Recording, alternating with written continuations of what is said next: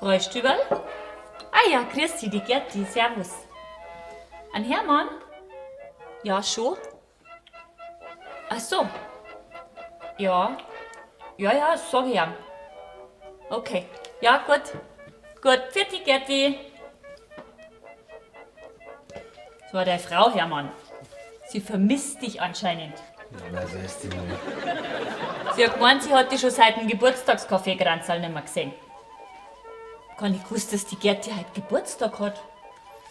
Jetzt ja, am 16. April. Am 16. April? Oh oh. Was heißt da? Oh, oh. Wir haben Juni. Oh, oh.